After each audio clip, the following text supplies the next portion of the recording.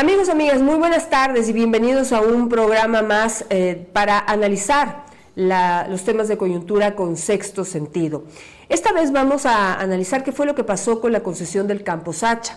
El presidente de la República dio plazo hasta este martes a las 9 de la noche para que el concesionario, la empresa que había recibido ya una concesión del Campo Sacha, que esto es Sinopetrol, ponga 1.500 millones de dólares como un anticipo, que era parte primordial para la firma del contrato. En un principio el COL, que es la autoridad o que fue la autoridad delegada por el presidente de la República para negociar los términos de esta concesión, le había dado plazo de un mes a Sinopetrol para que ponga los 1.500 millones de dólares. La ministra Manzano fue muy clara al decir, sin el dinero del anticipo no hay firma de contrato, pero le habían dado un plazo de 30 días, que para muchos expertos era un plazo corto, sobre todo cuando hablamos de negociaciones con grupos chinos, que pues negocian y caminan y andan a otro ritmo. Nada que haga una empresa china lo puede hacer sin autorización del gobierno.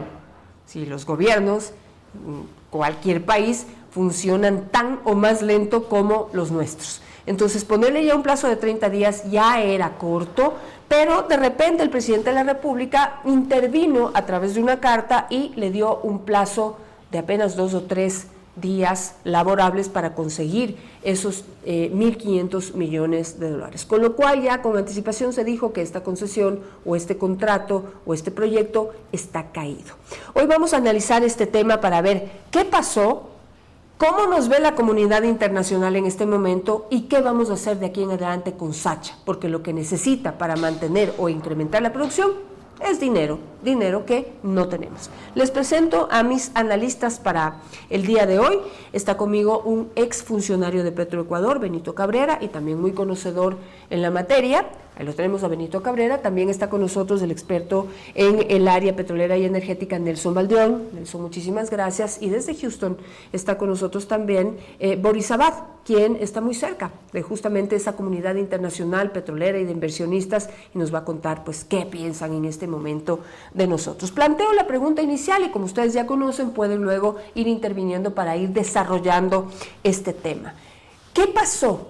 ¿Por qué se cayó una negociación, un caso o un proyecto que estaba ya, desde mi punto de vista, no sé qué piensen ustedes, ya concesionado? Estaba la palabra del Ecuador, del gobierno ecuatoriano ya comprometida ahí. El Campo Sacha está concesionado. No lo digo yo, lo dijo la misma ministra Manzano. Quisiera empezar con Nelson para que nos cuente cuál es su visión de lo que pasó.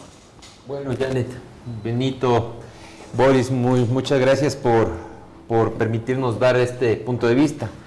Muy brevemente, es verdad, el campo ya estaba asignado. Realmente la decisión del COL fue el día 28 de febrero, justo antes de Carnaval.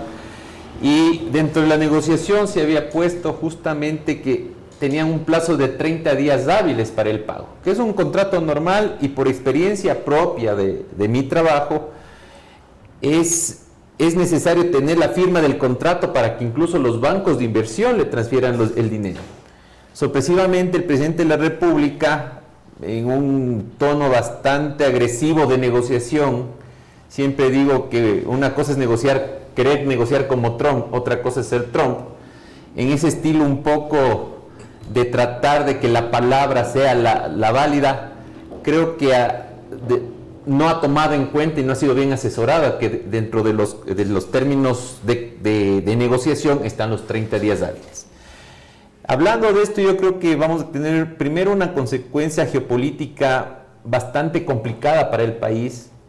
Como bien conversábamos antes de empezar la conversación, el Ecuador ha ofrecido 40.000 millones de dólares en inversión petrolera, pero en estas circunstancias de cambios abruptos sentimentales en medio de un fragor político que no tendría que entrar en una negociación petrolera, pues simplemente el país perdió totalmente su credibilidad. Pero entre eso del mal asesoramiento, cosa en lo que han coincidido muchos analistas y expertos que todavía están tratando de entender lo que pasó, pero el timing no era el mejor.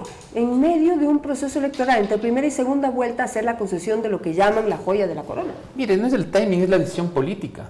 Porque recordemos que en el gobierno del señor Correa también estuvo un proceso electoral y él sacó el contrato de AUCA, se le dieron los 1.000 millones de anticipo, el préstamo, y logró hacer gestión. Es cuestión de decisión política. Benito, ¿qué piensa usted de lo que sucedió? ¿Fue fruto de un mal asesoramiento, mal timing político, desconocimiento? ¿Qué pasa? Bienvenidos al mundo petrolero. Este es un negocio de riesgo y los riesgos en América Latina son muy altos. Cuando trabajaba en Europa, justamente admiraban eso. Dice, ¿cómo se pueden desarrollar negocios en América Latina con tanto riesgo y cambiante? Los riesgos políticos y los riesgos de la tierra, los riesgos geológicos. Y eso hace que sea esto un negocio muy interesante para todos, porque las grandes empresas, las biggest, las top, saben administrar el riesgo. Tienen el músculo político, tienen el músculo financiero para poder afrontar estos riesgos con una total forma de llegar al fondo de los negocios. Muchas veces en el negocio petrolero decimos, este no es un negocio para pobres, me guste o no me guste. Es un negocio para gente que tiene dinero, que tiene inversión. El Estado ecuatoriano invierte todos los años más de 4.200 millones solo en el área petrolera y más de 7.000 millones en el área de compra de hidrocarburos. O sea, estamos hablando sobre los 11.000 millones de dólares todos los años. Es un monto muy importante dentro del presupuesto solo del Estado ecuatoriano. Hablemos a nivel internacional. Las grandes empresas petroleras destinan casi el 20% de toda su ganancia de lo que han ganado en los años, que son unos números gigantes. Hablemos de ExxonMobil, hablemos de Chevron, hablemos de Petrobras, hablemos de Saudi Aramco, que son las biggest, las grandes compañías petroleras. Ellos saben que tienen que reinvertir otras grandes cantidades de dinero para poder incrementar su producción, para hacer inversiones de nueva tecnología, etcétera. Esos son los grandes negocios en este negocio. Claro, pero petrolero. en nuestro país eso no opera así, pues, o sea, 4.500 millones de dólares, primero no sé si se invierten, lo que hacen es gastarse. Se gastan en sueldos y además se les van por el tubo de la corrupción. Porque eso sí, para hacer negocios corruptos en Petroecuador son número uno. Discúlpenme, y yo sé que dentro de Petroecuador hay gente muy buena. Lamentablemente los malos pueden más. Justamente ya bajamos al nivel a los contratos. Ahí debemos revisar, porque hay dos temas, uno contratos en operación y otro en nuevas oportunidades. Generalmente el negocio petrolero en Ecuador y casi en todo el mundo hay dos grandes formas de cómo se está negociando. Uno, los que están en operación, todo el negocio petrolero está sobre los 80 millones de producción mundial todos los días, entonces hay un negocio que está produciendo. Esa es una parte del negocio. Y hay una segunda parte del negocio que es crear nuevas oportunidades, hacer desarrollo de tecnologías, de perforación, de nuevas áreas de exploración para lograr mantener la producción actual, porque va declinando todos los días, y para incrementar. ¿Cómo se sabe que se necesita más petróleo? Es por el tema de la energía. El mundo va creciendo, va cambiando, sí, y es donde nosotros necesitamos incorporar nuevas tecnologías y nuevas inversiones. Perfecto. Pero bueno, acuérdense que estamos en el campo Sacha, ¿sí? Veamos primero qué pasa con el campo Sacha y quisiera saber en este momento qué piensa la comunidad internacional de nosotros. Boris Abad desde Houston, ¿qué nos puede decir? ¿Qué pasó y qué piensa la comunidad internacional de lo que pasó? Janet, buenos días, un gusto estar con usted. Saludos a Benito y a Nelson. Mire, como le dije hace un momento, pasó lo que tenía que pasar en el momento en que temas tan importantes para el país, como es el caso de la delegación de la operación de Sacha a un consorcio público-privado, simplemente se cayó delegación, y se cae por dos razones. Uno, porque el mismo gobierno decidió tumbarlo, y segundo, porque lo que es técnico-económico se convirtió en político. Entonces, como la política en Ecuador es lo que es, no tengo que abundar en eso, pues ya no se convirtió en un tema de si Sacha conviene o no conviene, sino me favorece esto políticamente para las próximas elecciones, sí o no. Entonces no demos más vueltas. Lo técnico-económico se convirtió en político. ¿Por qué? Porque la contraparte, la oposición del gobierno, hizo escándalo y el gobierno se asustó. ¿Para qué damos más vueltas, Janet? Pero, ¿qué piensa en la comunidad internacional? O sea, ¿cómo sigue habiendo alguien interesado, llámese Sinopetrol, Sinopec o cualquier inversionista internacional? Porque aquí Benito ha dicho, y Nelson también, 40,000 millones de dólares de oportunidades hay aquí en el Ecuador. Ahora, ¿qué piensan de nosotros? Porque, digamos, a este paso, con elecciones, sin elecciones, con oposición o sin oposición, lo cierto es que de una u otra manera, siempre terminamos arruinándolo todo. Entonces, no sé qué es lo que piensan. Pues bueno, lo que ya se pensó hace mucho rato, porque escándalo tras escándalo, empiece usted desde lo de la Chevron o Oxy, o sea, como usted bien lo decía hace un rato, es una raya más para el tigre. Ecuador no tiene ninguna credibilidad.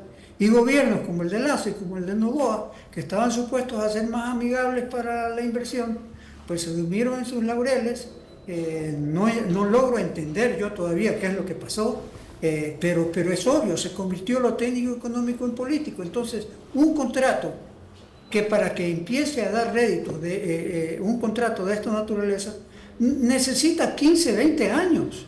Y en Ecuador, ningún contrato, exceptuando el de la Texaco, ha durado ese tiempo, pues Janet. Ecuador simplemente no sirve. Y ahora, de un solo golpe, se logra espantar hasta los chinos. O sea, eso solo lo hace Ecuador. Solo Ecuador logra espantar a los chinos. Entonces, ¿qué piensa la comunidad internacional? Pues lo que ya han pensado desde hace mucho tiempo y ha sido ratificado hoy día con esta desastrosa e inoportuna decisión. ¿Qué le han dicho sus amigos? Usted me hizo un comentario hace un momento de alguien que le llamó. ¿Qué le dijo? Pues me dijo, yo te lo dije, Boris. Eso iba a pasar, Boris. Digo, pero ¿por qué son tan escépticos? Y la palabra en inglés es come on. Claro. Bueno, pues así está planteada el tema. Entonces, de aquí en adelante, ¿qué va a pasar con Sacha? Como para tomarlo de ejemplo, que lo llamamos y lo denominamos la joya de la corona. ¿Qué es lo que va a pasar? Y el debate ahora está abierto. No sé quién quiere empezar. ¿Qué va a pasar ahora con Sacha? Yo quiero permitirme algo que dijo Boris. Es verdad, Ecuador le espantó hasta a los chinos, que están acostumbrados a ambientes extremadamente complicados de elaborar en África. Y yo creo que, ¿qué va a pasar? Yo pienso que de alguna manera esto... Sacha primero está ahorita en el Ministerio de Energía, ya se revirtió, no sé qué proceso tenga que hacer para revertir a un Petroecuador que ahorita no tiene el presupuesto. Creo que Ecuador ahorita el foco está enfocado en el nuevo presupuesto y sobre todo en pagar 2,000 millones de dólares de Chevron a la empresa Chevron. Entonces yo pienso que el llamado básicamente que tiene que prevalecer en la diplomacia ecuatoriana, porque esto ya es un tema diplomático, está entrando China, es una empresa canadiense, el back del préstamo y de los financiamientos y de todo lo que se tiene que hacer atrás de eso estaba Goldman Sachs, estaba hablando de Baker Hughes que iba a dar la tecnología para llegar a precretácico. Entonces, si no se arregla este contexto, realmente Sacha va a quedar en lo mismo y no va a haber ni siquiera dinero para invertir, porque ya no hay ni dinero para transferirle a Petroecuador. Entonces, en este punto, yo creo que desde el punto de vista lógico, el presidente tendría que rever. Yo sé que son momentos difíciles en un tema político, pero no deberíamos estar discutiendo el petróleo, que todo el mundo lo está necesitando. Tanto Colombia, Perú, todos están pensando en cómo incrementar su independencia energética, menos el Ecuador, que está cada vez retrasándose, y lo peor es que la gente se alegra por ese retraso. El problema económico va a agravarse. Sí, pero a ver, una aclaración, Nelson. En este momento el campo Sacha está en manos del Ministerio de Energía. Ya se lo revirtió. ¿Para qué? Para poder delegarlo a una empresa internacional. El Ministerio de Energía no puede operar el campo. Es decir, para que el campo siga funcionando, tiene que tener una inversión internacional. Ahora, eso ya no es posible. Sí, ahora hay que ver cómo hacen para devolverle a Petro, que sería el que sí puede operar sin plata.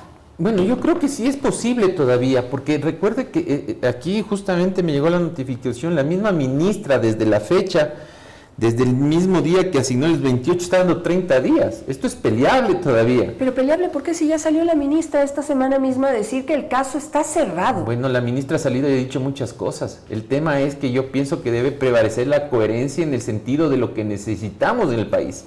Y si al gobierno y la misma oposición le ha pedido al Ecuador que aumente la producción, que ha caído aproximadamente un 23%, y el presidente no va a poder cumplir los 550,000 barriles ofrecidos en su programa de gobierno, creo que va a prevalecer la coherencia, porque si este es un mensaje político para decir que el presidente cumple su palabra, lo está haciendo muy mal, porque realmente esto no le va a dar la credibilidad para traer la inversión que realmente necesita el país. En ese punto estamos, Benito. ¿Qué hacemos? El desconocimiento de la ley no exime de responsabilidad. La ley prevé que para que se pueda sacar los campos, primero en producción existe una normativa y los campos que están sin operación, que están con reservas posiblemente, tiene otra metodología para poder asignar a las empresas internacionales, y la ley dice que hay que licitar, así de sencillo. En los últimos 4 años se han hecho 2 licitaciones internacionales, Intracampos 1 e Intracampos 2, y las 2 fueron con ganadores. O sea, se invita a las empresas internacionales, se revisa a detalle las ofertas, y la que más le conviene al Estado ecuatoriano es la ganadora. Pero a ver, aquí ese es el proceso que debe existir en Ecuador, y eso le invitamos a los funcionarios de ahora a hacerlo. Pero tenemos aquí un campo en producción, que es Sacha. Como les digo, les ruego se concentren en Sacha y luego hablamos de lo demás. Pero Sacha es un campo en producción. ¿Qué es lo que dice la ley? Ahorita ya está en el Ministerio de Energía, ¿sí? Y como se interpretó, y de acuerdo a la ley de hidrocarburos, se podría delegar a otra estatal. Justamente es un proceso que tiene muchos vicios. Nació con falencias graves, porque hay un reglamento que contraviene una ley que fue declarada anticonstitucional. En la ley de hidrocarburos vigente indica claramente que los contratos de exploración son para áreas con riesgo, donde la empresa que llega tiene que hacer todas las inversiones. Eso no solo es en Ecuador, es en todo el mundo. Y la operación está asignada al Estado porque lo dice la Constitución, no lo dice Benito Cabrera. Dice claramente que el Estado se reserva el derecho de operar las áreas estratégicas. Entonces, como tenemos áreas en operación y tenemos áreas fuera de la operación, entra una dicotomía. Cuando es en las áreas de operación, le corresponde al operador, que en este caso es Petroecuador, hacer los acuerdos para que le ayuden a operar. Puede hacer empresas mixtas con otras empresas estatales, puede contratar por servicios específicos o otros tipos de contrato que prevé la ley. Eso es con las áreas que están en operación. Y las que no están en operación con Petroecuador, le corresponde al COL, le corresponde al Ministerio de Energía decidir qué hacer con esas áreas. Entonces, en este momento, si usted dice, Sacha no está bajo la operación del Ministerio, no es correcto, porque hacen un proceso de transición. Justamente es de la operadora al supuesto nuevo operador. Eso no se ha dado. En este momento la operación es 100% del Estado ecuatoriano, que es a través de Petroecuador. El reporte de hoy indica que está operando Petroecuador. Sí. Mira, básicamente este momento está operando porque no puede operar el Ministerio de Energía, pero básicamente lo que estaban esperando es que en junio ya se hagan cargo. Ellos mismos lo dijeron públicamente, que ya tenían un operador, ya estaban hablando de la transferencia de los mismos empleados de Sacha hacia este nuevo consorcio.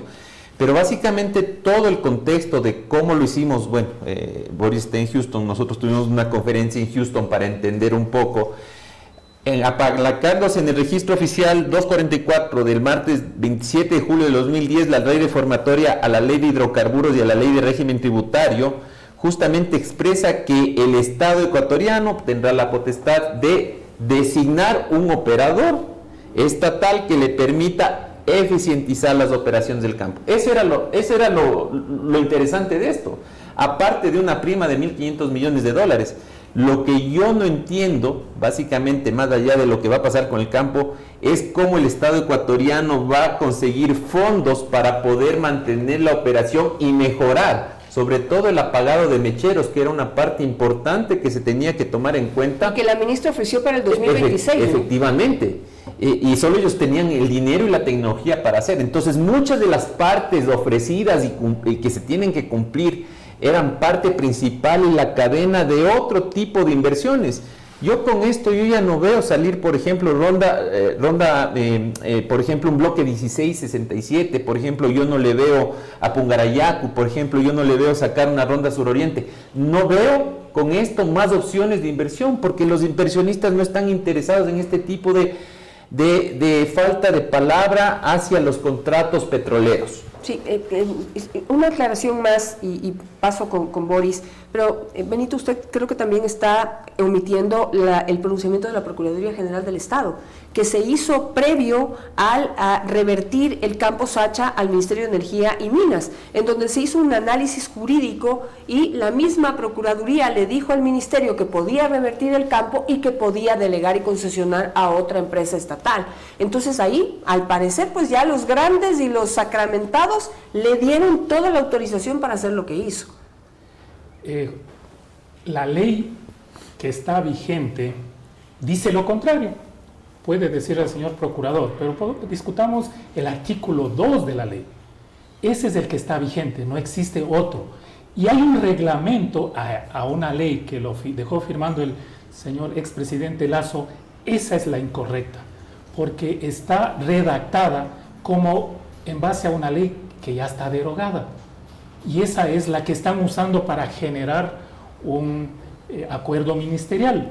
Entonces, presentaron una acción inconstitucional al que le corresponde dirimir si es que es o no, es a la Corte Constitucional, no es al señor procurador. La Corte Constitucional aceptó o fue presentada la demanda de constitucionalidad, y revisé hace unos días que no aceptó porque le falta la formalidad. Nunca revisaron en el fondo la ley. Eso es un tema a discutir. No revisaron lo que estamos hablando. Entonces existe un reglamento en donde habla de campos en operación. Eso es lo que está mal.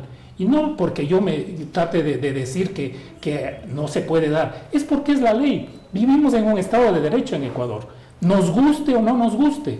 Lo que corresponde es cambiar la ley, ajustar la normativa del presidente de la función ejecutiva para lo que se quiera hacer. El señor expresidente Lasso quiso hacer todo lo que es la venta de las gasolineras y también de los campos petroleros. Ese era su objetivo para atraer inversiones. Pero la Corte Constitucional lo derogó. ¿Qué podemos hacer si lo derogó? Tenemos que seguir con la ley que sigue vigente previo a esta derogación. Entonces, lo que algo está mal de manera legal en el área petrolera no justifica el futuro. Eso no corresponde. Y muchas veces esa es la gran dificultad, que los que están administrando el área petrolera piensan que porque revisan la ley eso es todo. En la ley de hidrocarburos dice que el área petrolera es de alta tecnificación, es de alto conocimiento, y los que están administrando no cumplen mucho ese requisito.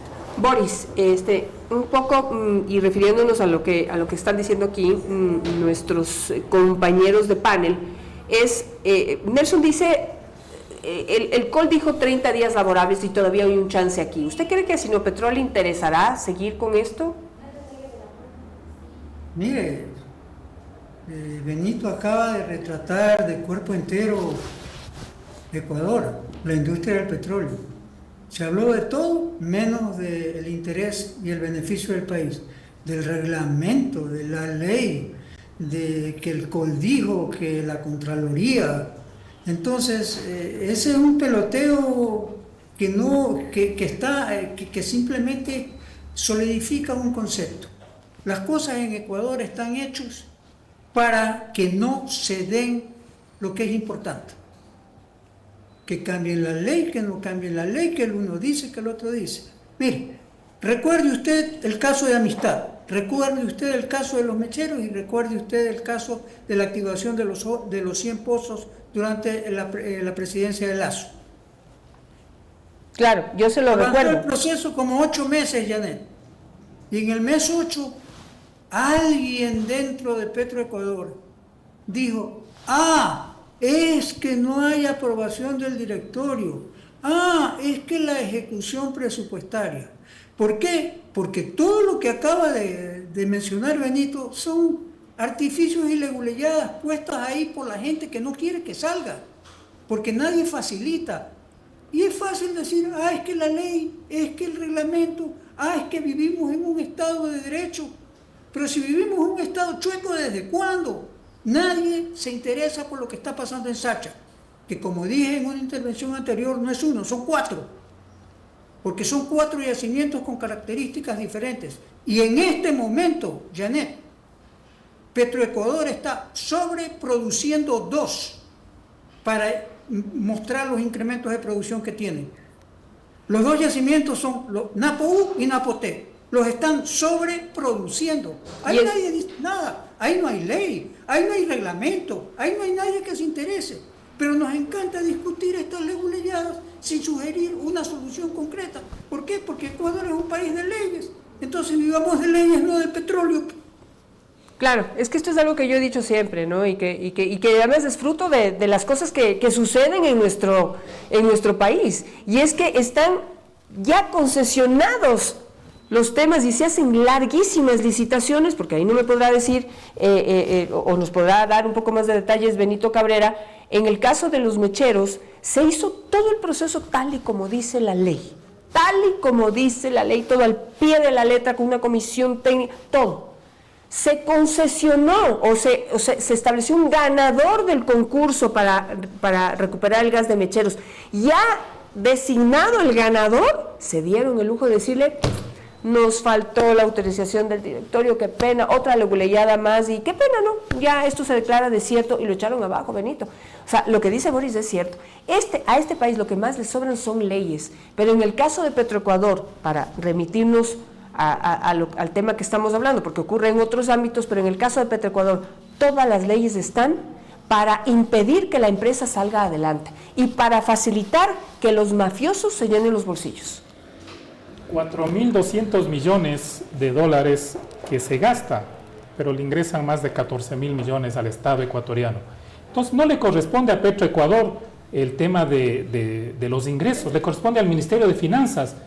Es importante que empecemos a ellos a exigir cuentas en qué se están gastando el dinero, porque la empresa petrolera está produciendo, por ejemplo, en el caso de Sacha, 5 millones diarios. Quiere decir que en 20 días tengo 100 millones de dólares que ya me sirven para las propias inversiones y los otros 340 días de solo ganancia en ese campo. Entonces, ¿qué está pasando? El que administra la plata que le ingresa al Estado ecuatoriano no es la empresa pública Petroecuador. El que administra la plata es el gobierno central. A ellos tenemos que pedir cuentas. Yo he pedido varias veces que tiene que ser auditado el presupuesto que se aprobó en la Asamblea del año pasado versus el que se ejecutó. ¿Cuánto le ingresó y en qué se gastaron? Eso no existe. Cada vez que vamos aprobando el presupuesto año tras año, nadie dice en qué nos gastamos la plata como gobierno anterior. Y ha entrado un montón de dinero, pero eso sí, de manera muy clara, los gastos son hechos, lo que usted acaba de decir. Para la compra de derivados, todos los meses, al 5 de cada mes, el cheque o el depósito o la transferencia al Banco Central a esas empresas. Todos los meses, para los campos que tienen contratos con servicios específicos, de alguna manera metódica y sincronizada salen los pagos. Pero para que invierte el Estado ecuatoriano, empezamos a decir que no se haga eso. Ahí sí no existe dinero, o sea, de los 4.200 millones, 100 millones, 200 millones no puedo dedicarle a la propia operación. Es una rentabilidad altísima en manos del Estado.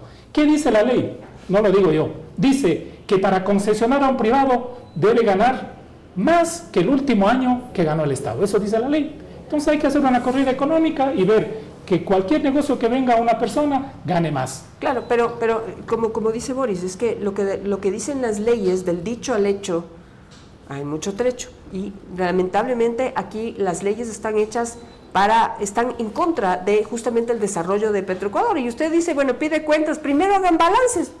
si no tienen ni balances? O sea, es que yo nos vuelvo y digo, ¿no, Boris? ¿Qué nos dirán? ¿Qué nos dirá la comunidad internacional? Nelson también tiene contacto con, ¿qué dirán de un país que tiene una empresa, que, o sea, mejor dicho, un país que vive del petróleo en gran medida, en la otra gran medida viven de nuestros impuestos, es decir, que pagamos de nuestros bolsillos, pero en gran medida se vive del petróleo, y uno le dice, bueno, pues ¿y cuántos son tus ingresos y tus egresos? ¿En qué te gastas la plata? No te puedo decir, porque no tengo balances, ¿sí? Soy un país que no hace balances en sus propias empresas, porque así me facilita la forma de robar.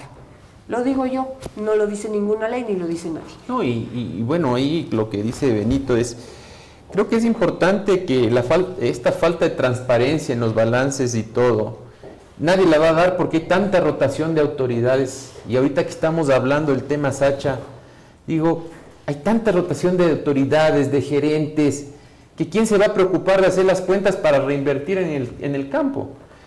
Básicamente lo más lamentable de esta situación es que un campo que puede ser mucho más productivo no tenga esa administración necesaria de costos para saber si estamos ganando realmente, y que permita reinvertir y duplicar o triplicar esa producción petrolera. Ahora, lo más importante de este factor político que se está dando este momento, porque es bastante político, esto no es técnico, lo técnico sería ver balances, sería ver las ganancias y todo, es que justamente Petroecuador, ¿cómo puede exigir cuentas al ministerio si ni el mismo ministerio tiene estabilidad con los ministros? Yo pienso que parte de la estrategia del gobierno, ese proceso estuvo desde noviembre tratando de hacerse. Tuvo que salir un ministro de Economía para que el otro ministro lo saque inmediatamente. Entonces, para mí es poco justificable lo que dice la ministra, que eso estuvimos desde noviembre esperando. No es así. Recién el informe fiscal para que se pueda invertir en Sacha salió recién hace 2 semanas aproximadamente. Entonces, lo que quiero decir es que el Ecuador lleno de leyes, lleno de burocracia, aparte de eso, con un miedo reverencial hacia la Contraloría, porque para importar es muy fácil, tú haces un concurso, se asigna y mete 8,000 millones de dólares, eso es facilito, pero hacer un bloque petrolero, ustedes ven en lo que estamos cayendo y todos tienen miedo a lo que dirá la Contraloría. Yo no tengo por qué tener miedo cuando tengo todos los respaldos de justificación. Una empresa como Sinopec, que tiene un revenue de 430,000 millones de dólares, que es el 3.4 veces más que el PIB del Ecuador, tiene los mejores abogados para meterse en una contratación petrolera de riesgo. Como dice Benito, las grandes empresas, las majors, están preparadas para este tipo de ambientes. El tema, incluso hasta el mismo viceministro lo dijo en un programa de un medio de comunicación en Guayaquil, que él estaba dispuesto a firmar. Entonces, creo como que... si fuera un mérito, además. Exactamente, o sea, hasta de valentía patriótica, sin ser del país del ministro, está nacionalizado porque confía justamente en que el Estado ecuatoriano no tiene el dinero, pero sí confía en que un internacional le puede el dinero para el beneficio del Estado. Entonces yo creo que pensando un poco más en el largo del tiempo y lo que hemos conversado, esperemos que esto tome una decisión para que no nos vean como salvajes.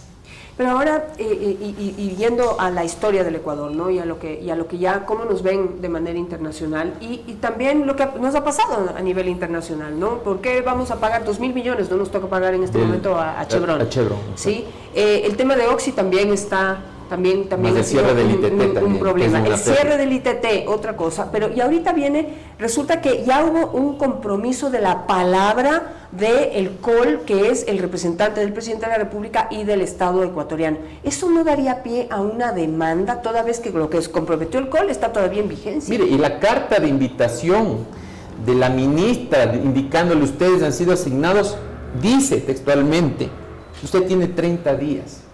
Esto puede dar pie a demandas internacionales.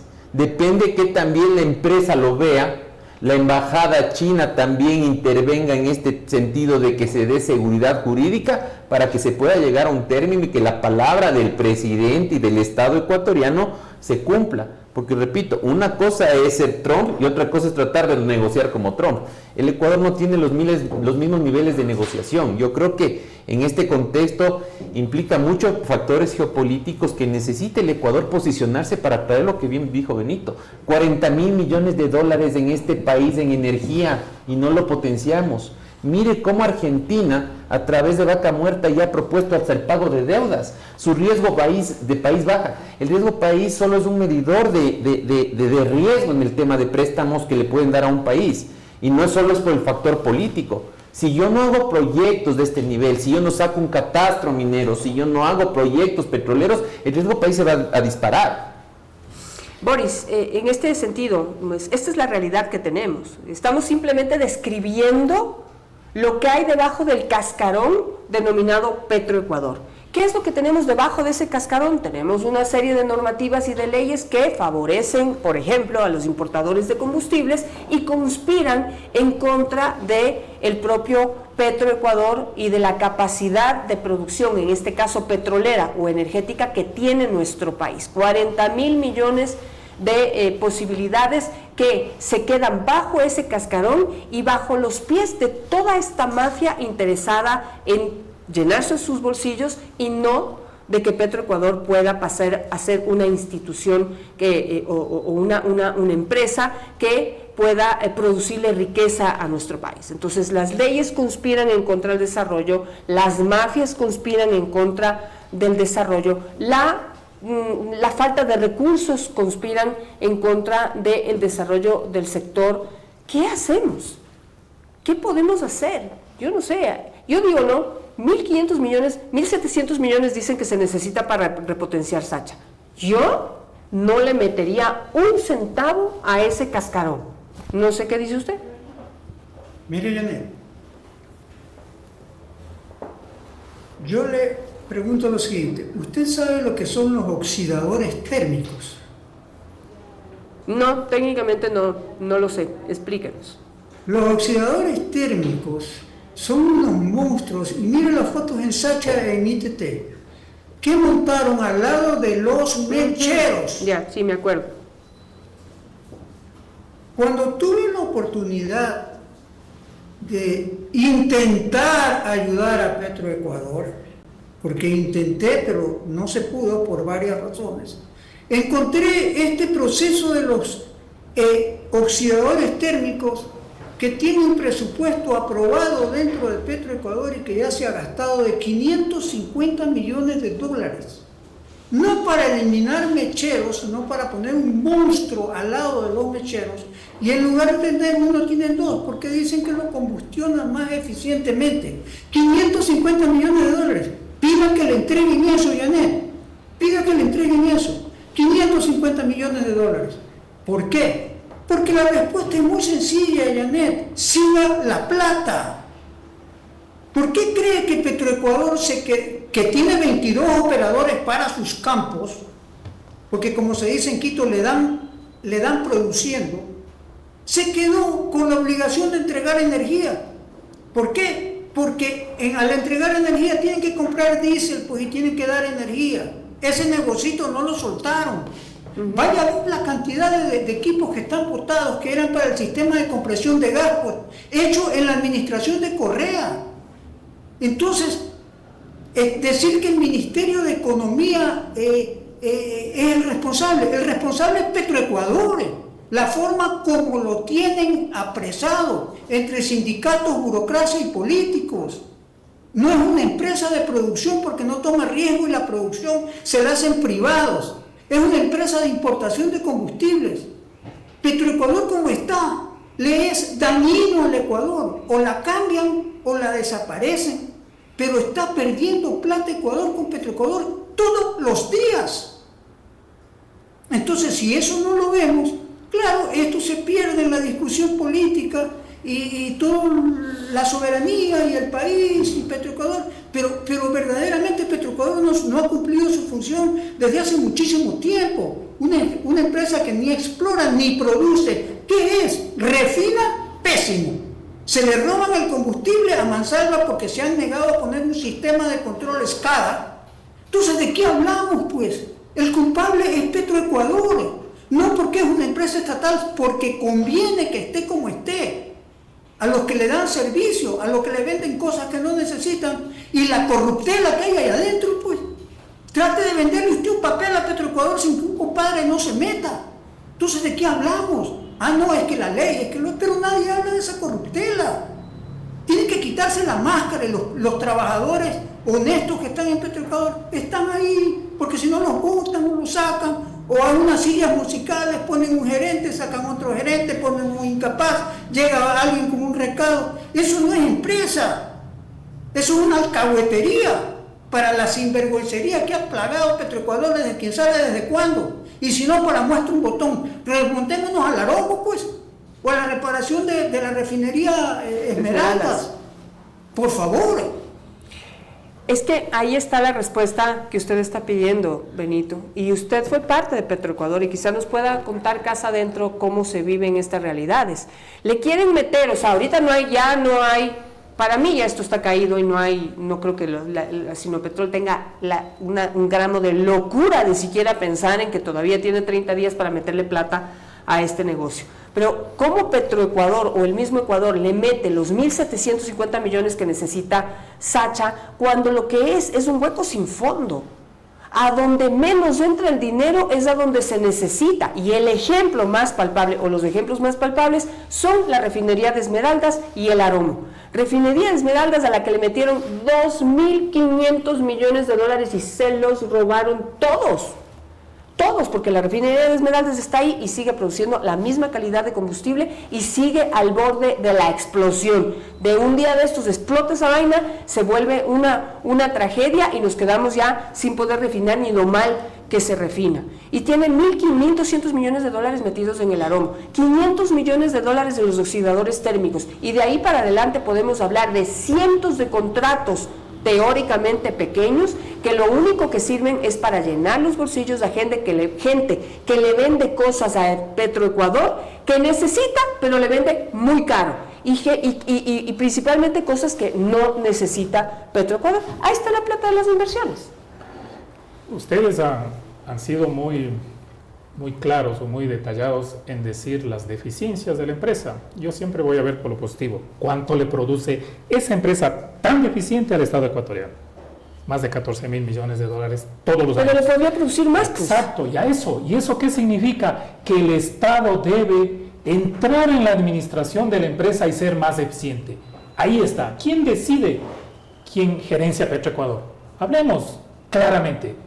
Usted, Boris, estuvo al lado mío. ¿Quién decide quién gerencia Petroecuador? El presidente de la República. Entonces, a él tienen que recomendarle a las personas que tengan el conocimiento del área petrolera, que una empresa es petrolera, es para producir petróleo, para hacer más inversiones en exploración. Esto es una empresa petrolera en el mundo. Pero ponen abogados. Empezamos por ahí. Y después nos cuestionamos el resultado. Como una persona que no conoce qué es lo común, realmente ahora sí estamos cayendo en lo común, estamos destrozando la industria petrolera del Ecuador, poniendo a gente que no conoce, cuando la ley dice que es personal altamente calificado, con un expertise muy alto, y eso no sucede. Entonces empecemos por la cabeza, ¿cómo deciden a quién poner al frente? Pero a ver. Y segundo, ¿en qué se hace? Cada proyecto que se hace tiene que tener una valoración integral, desde los riesgos propios del proyecto hasta las inversiones. Eso no se hace. Ahí está el meollo del asunto, porque los proyectos necesitan plata. Y cuando uno hace los proyectos en Petroecuador, depende del Ministerio de Finanzas. Ellos deciden. Entonces, claramente el Ministerio de Finanzas debe decir: no hay plata para inversiones, no hay. Entonces, ahí sí le obliga a Petroecuador o le obliga al Estado ecuatoriano a salir a buscar hacia afuera. Y si no hay, decidan a través de la ley el cambio, es decir, el Estado ecuatoriano no puede operar, porque yo estoy basándome en la Constitución de ahora, no puede operar, no debe ejecutar todas las actividades hidrocarburíferas y debe ser privatizado. Eso debe decir la Constitución.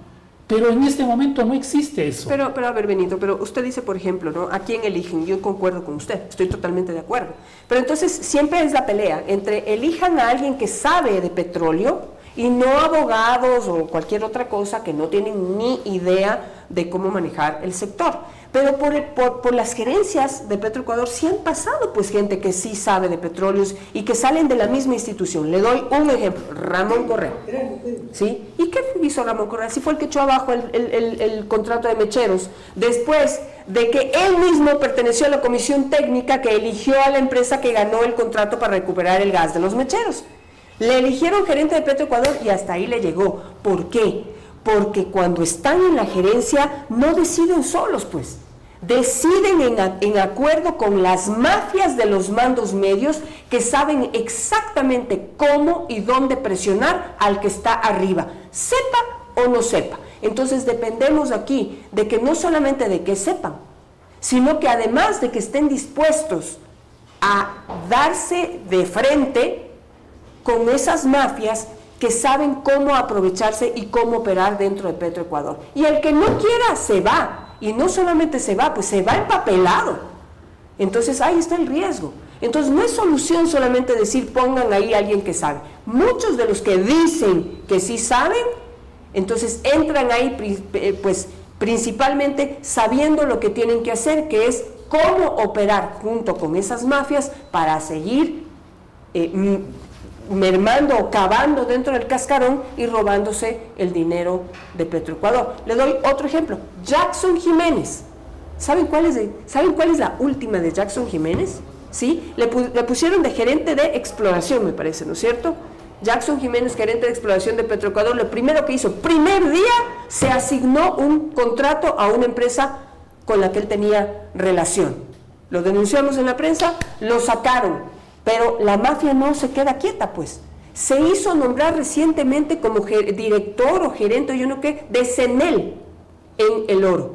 Ya lo sacamos también, por denuncias de la prensa. Pero así es como opera la mafia, pues están moviéndose y tienen a los gerentes de talento humano y tienen todo, y operan ahí adentro conspirando contra las propias instituciones que tienen que trabajar para el Ecuador, pero en realidad trabajan para ellos. Usted lo ha dicho muy claramente, Janet.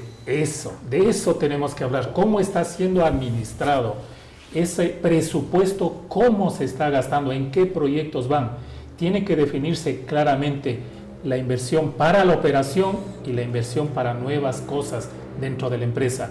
Y eso debe ser transparente. Todos los contratos tienen que ser licitados. En Petroecuador existen 2 sistemas de contratación.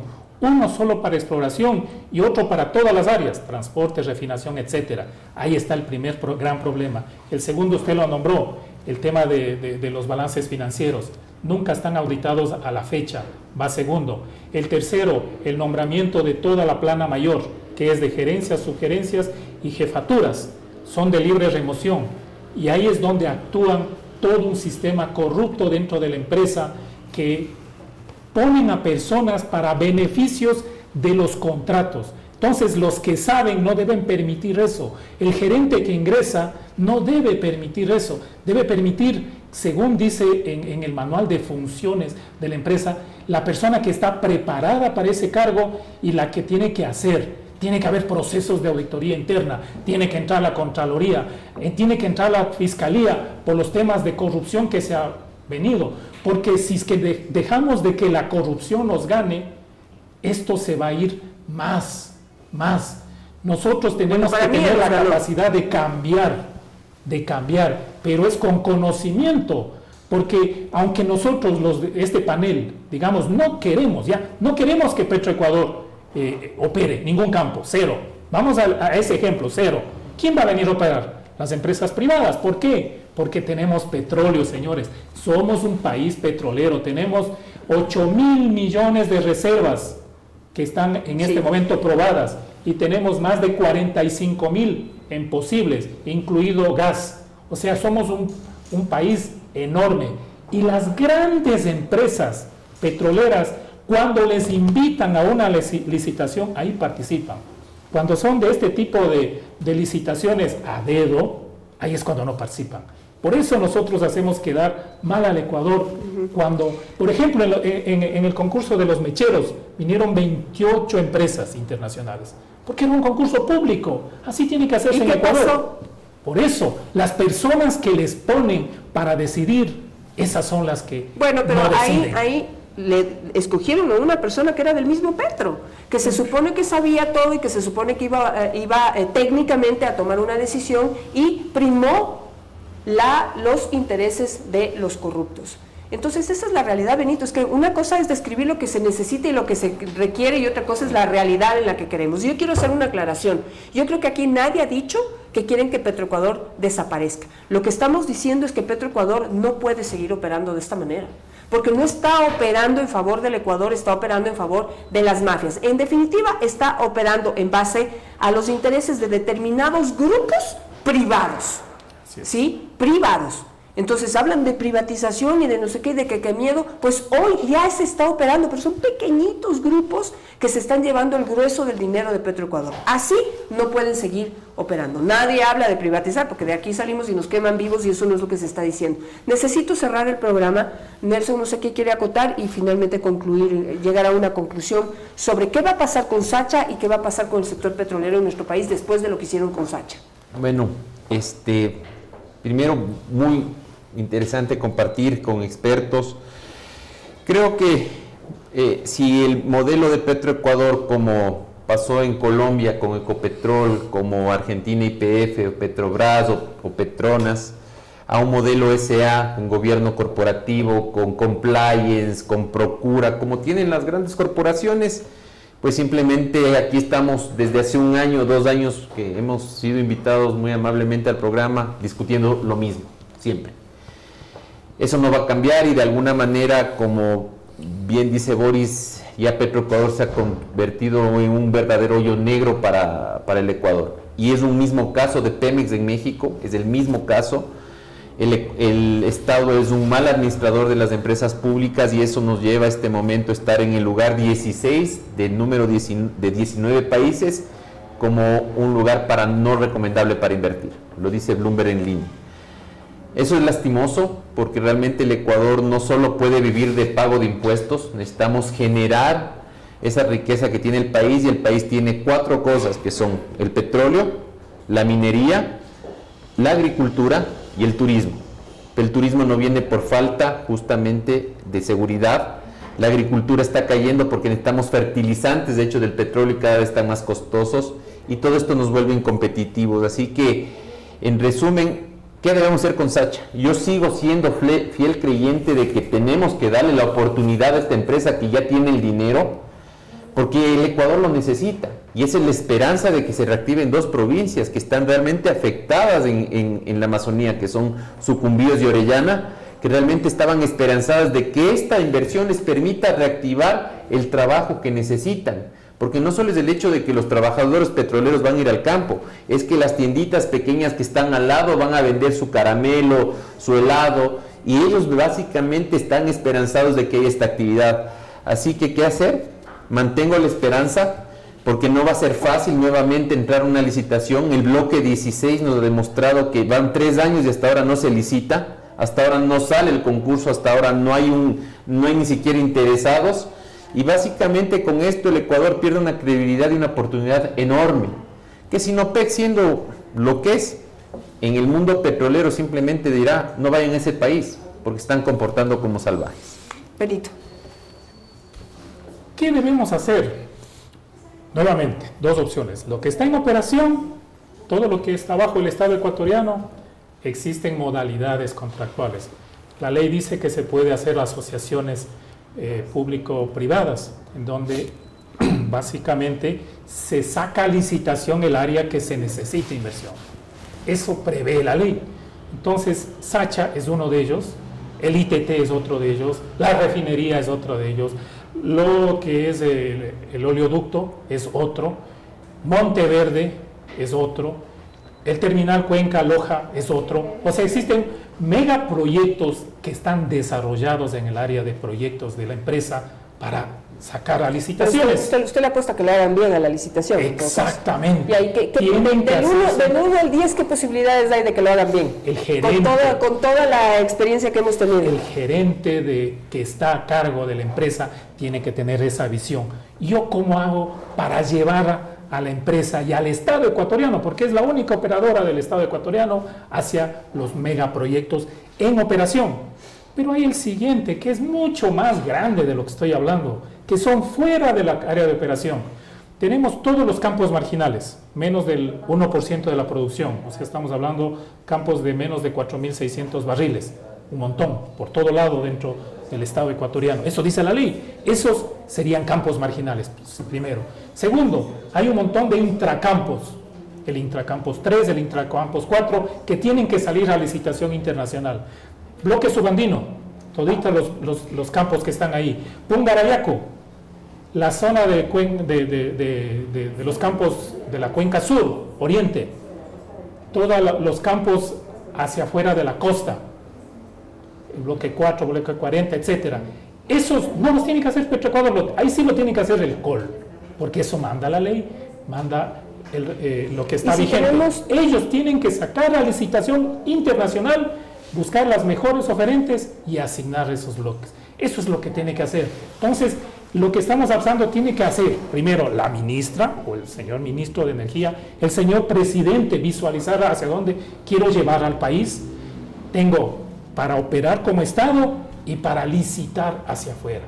Eso es lo que tiene que hacer. Y estamos diciéndolos con total transparencia dónde tienen que meter los esfuerzos del Estado ecuatoriano. Y ahí es donde las empresas que son invitadas a concursos internacionales de manera pública pueden participar y llegan a Ecuador. Perfecto, pero pues en la mitad tenemos este cascarón lleno de mafiosos que no les interesa para nada que Petroecuador se convierta en o vuelva a ser una empresa que puede operar todas estas oportunidades que se han presentado, o un ministerio o un mismo Petro que pueda licitar esto hacia afuera. No les interesa, esa es nuestra realidad. Son las oportunidades descritas y lo que prevé la ley versus lo que tenemos. Esa es nuestra realidad. Al final, Boris, una conclusión final frente a esta realidad. Oportunidades hay, el problema es que quienes manejan y quienes operan Petroecuador o no saben y seguro no quieren. Mire, Leonel, yo tengo siguiendo el sector petrolero del que he sido parte activa prácticamente desde el año 1969. Antes incluso de que exista CEPE, la predecesora de Petroecuador. Y últimamente, yo le diría por los últimos 20 años, se arman proyectos imposibles y propuestas imposibles, como la que acabo de ver que el gobierno del presidente nos va a publicar, hablan de inversiones de 42.000 millones de dólares, sin tener la menor idea de lo que eso significa ni las implicaciones que eso tiene. Pero si los mismos conocedores del sector hablan de reservas de Ecuador de 8.400 millones de barriles de reservas probadas, porque la BP lo dice. Vean los reportes del ministerio. 8.400 millones de barriles es todo lo que Ecuador ha descubierto, de los cuales ya ha producido como 7.000. Hagan un simple cálculo y vean lo que significa producir 8.500 millones de dólares. Si con más de 4.000 pozos Ecuador en 50 años ha producido 7.000. Entonces no aterrizamos costa afuera con esta ley, con esa incertidumbre de qué se habla. Aterricemos, aprendamos a caminar primero antes de intentar volar. Y no es que estoy limitando las aspiraciones de nadie, pero arreglemos lo que está mal, pues. Y lo que está mal es Petroecuador. Petroecuador está mal porque conviene que esté mal. Porque hay gente que vive y lucra de eso. Y mientras se tenga Petroecuador se va a bloquear toda inversión extranjera. En el momento en que Sacha se delegue la operación al sector privado, Janet, usted va a ver los sobreprecios en los contratos, porque los nuevos operadores tienen dolientes. Petroecuador no tiene dolientes. Petroecuador es del Estado, pero no es de nadie. Entonces tenemos que aterrizar y ser realistas. Pungarayacu. Pero ¿tiene alguien una idea de lo que es Pungarayacu? ¿Saben lo que hay ahí? No saben que es una reserva de la biosfera. Si ITT se perdió por una tontería y mala decisión del Estado. Pungarayacu, el día del juicio por la tarde.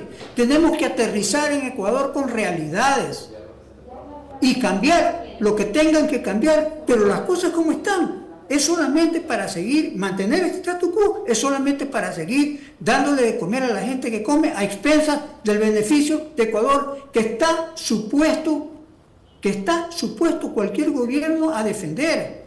Petroecuador es una empresa que tiene un error filosófico fundamental. Creen que su negocio es producir petróleo. Su negocio es ganar dinero para el Estado a través de la producción de petróleo.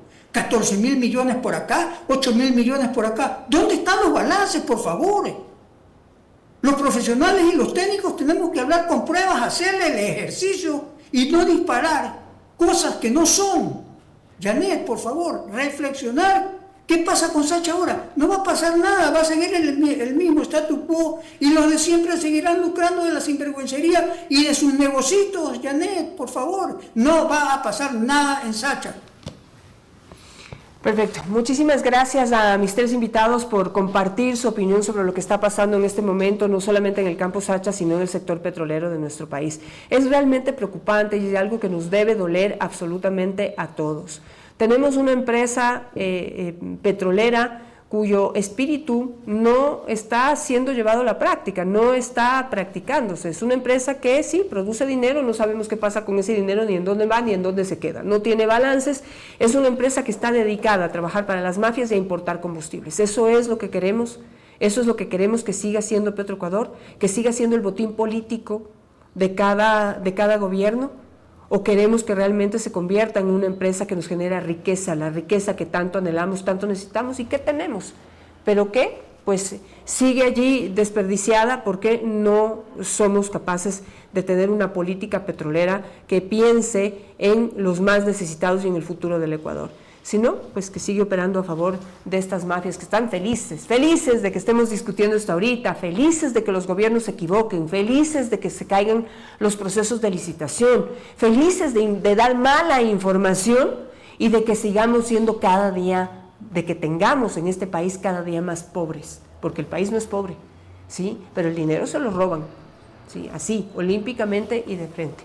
Así que bueno, pues sigamos viendo qué es lo que ocurre, pero con esto aportamos un poco a que ustedes puedan conocer qué es lo que está pasando. Muchas gracias, Nelson, muchas gracias, Benito, muchas gracias a Boris también, temas pues, para seguir discutiéndolo, pero pues aquí terminamos este programa. Gracias y que tengan una buena noche.